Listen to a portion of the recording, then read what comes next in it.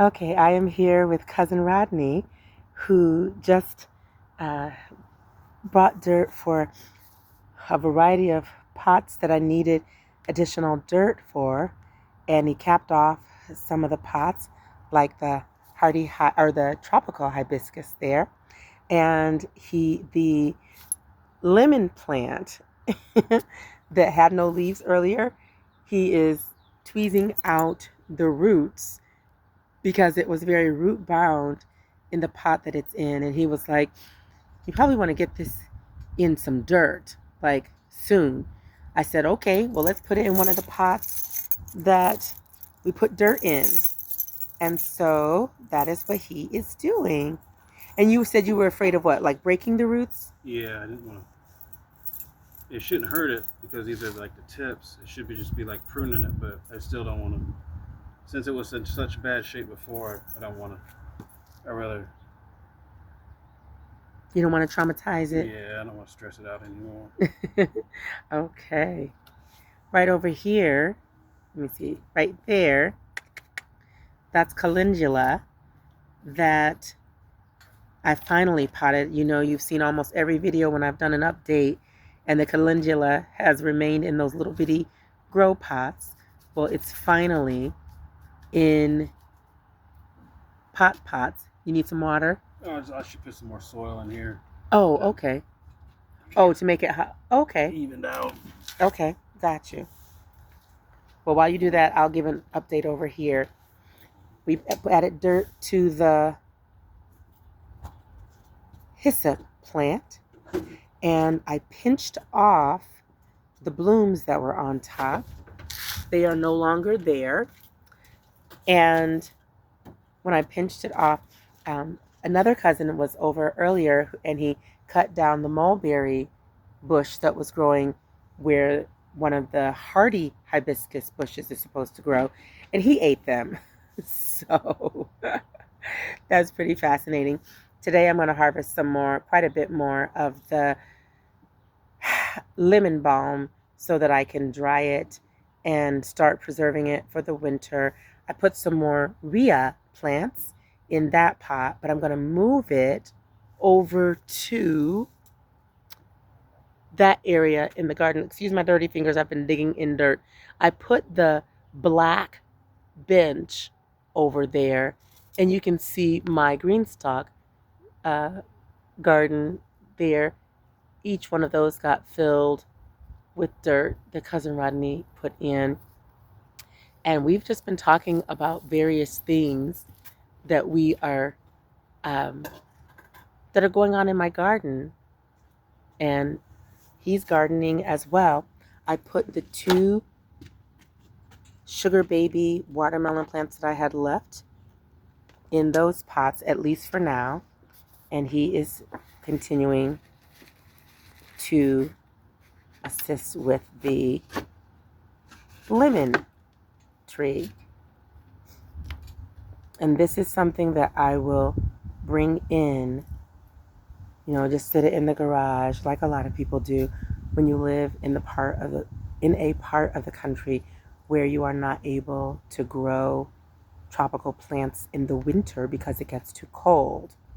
So this is now going to be, it was easily transportable, but it's still easily transportable in the pot that it's in to go into the garage. But it also now has the room for the root system to do what it wants to do. Have you grown lemons before, cousin? No. No? So this will be an experiment for both of us. Talk about the soil that you are using in my garden, because again, everything was so prolific. What is that, a piece of wood or something? Fish bone. A fish? Oh my goodness, may I see? Uh-huh. Yeah, be careful with. I should have had gloves on. Okay. Wow. When we put it in this pot or put it back in here? You probably stick it in here? Yeah, just stick it in there. Okay. There we go. Okay.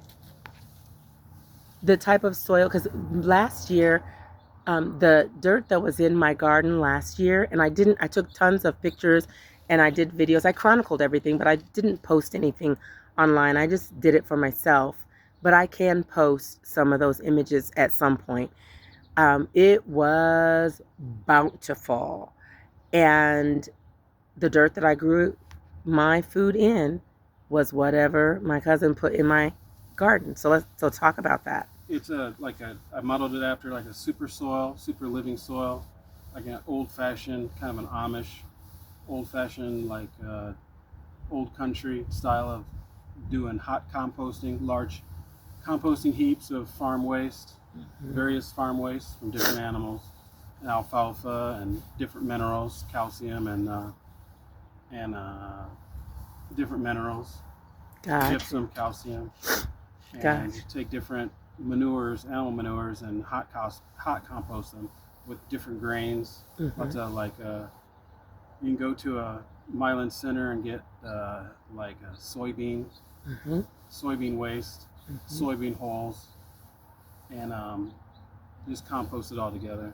Gotcha. And then make different teas with different animal manures and in a 55-gallon drum, the air pump, a pond air pump, and then add different alfalfa teas and different minerals to that, rock phosphate. Gotcha. So we drink our tea from herbs like our peppermint and lemon balm. Oh, and finally, I have the spearmint potted. So it'll live there for now. Right there, that white bottle over there is neem oil. My regular grape plants had some white little bugs on them. So I went in the house and got neem oil to put it in. Now, the dirt, the hot composting that you did, that created the dirt that you put into my beds, is designed for prolific production. It's designed for root strengthening. My goodness, or what? Yeah, all the above. He's like yes to everything. Okay, got you. And this year you were saying you're going with something different. You put a little bit of a different mixture in there this year. I added rock phosphate, rock phosphate, and green sands. Got you.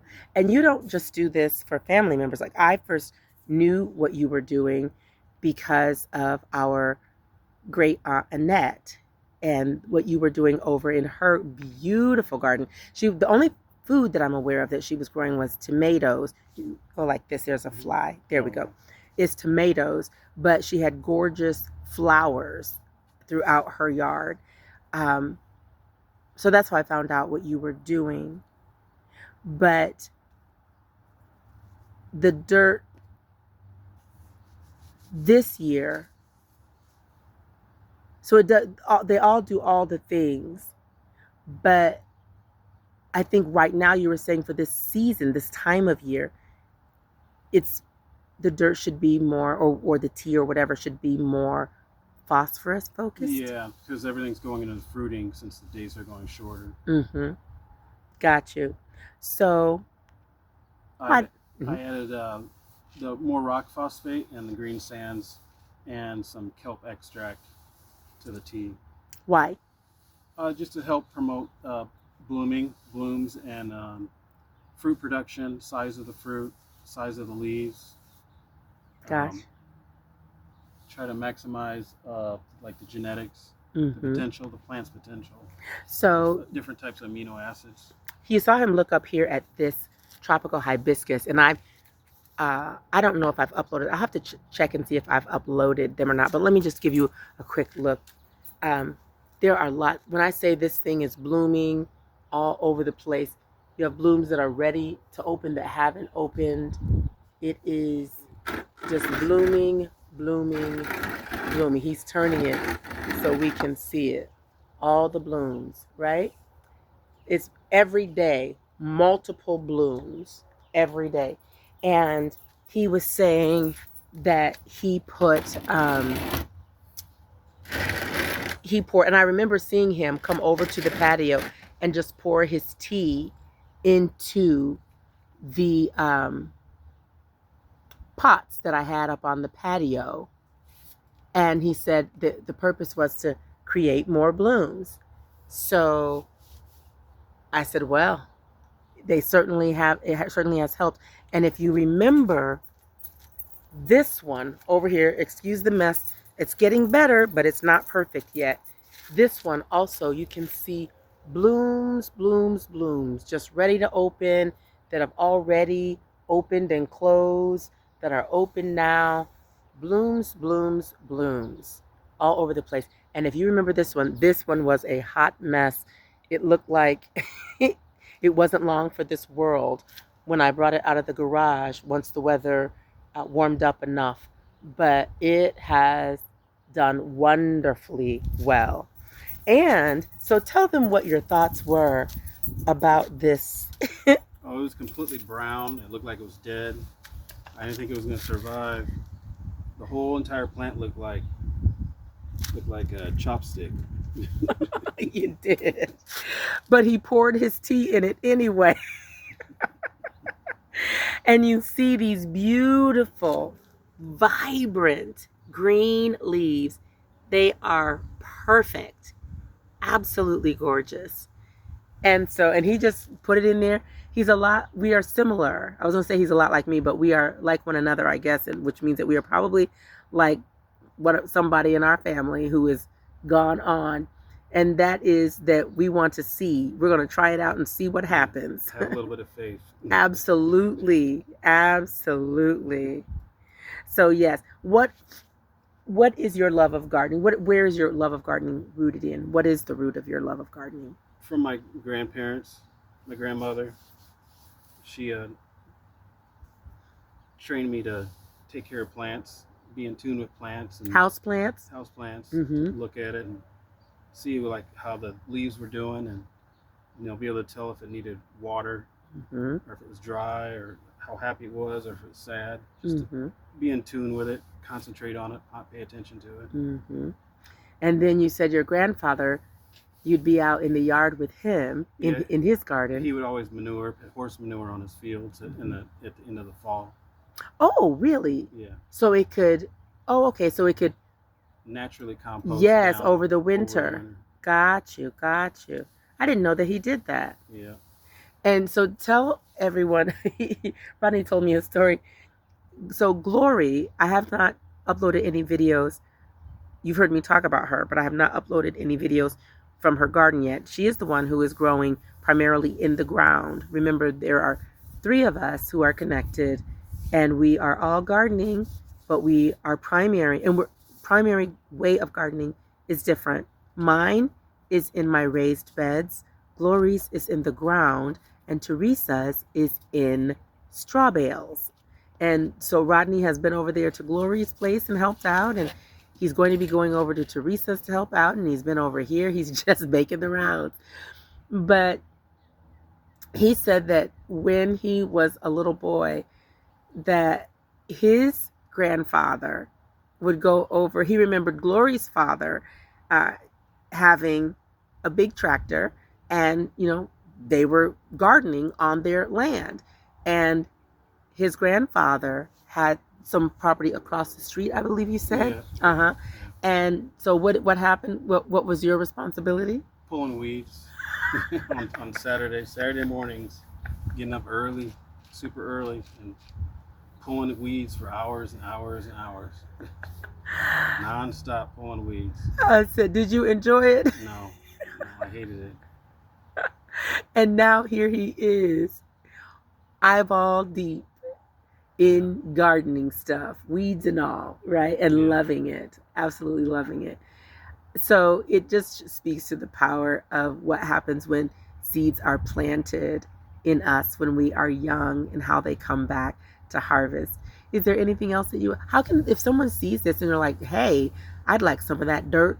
I've seen Ria's garden and how luscious her greens are, her collard greens and her cabbage plants, and how much her fruit and vegetables are growing. Well, I don't really have any fruit yet, but how they can see how this is doing and how my vegetable plants are doing. How can they get in touch with you if they're like, I want to try that dirt too? Maybe it'll work for me. Is it okay they contact you on your site? It is. Yeah, just contact you first. And Okay. Got you. I'm not set up yet because this was just kind of an experiment Yes. and hobby turned into. Well, in the words of TD Jakes, get ready, get ready, get ready. Right. Yeah. Yeah. Get ready. So I'm gonna have to make social media account. different accounts. Yeah. Or an email address, where you want people to reach you out. Yeah, just something. Reach out to you rather.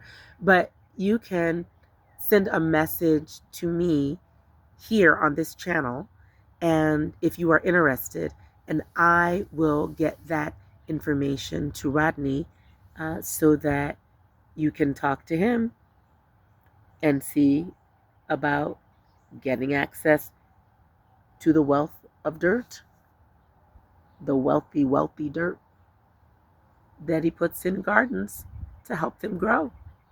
Anything you want to add? No. No? Okay, thank you. Bye, everybody.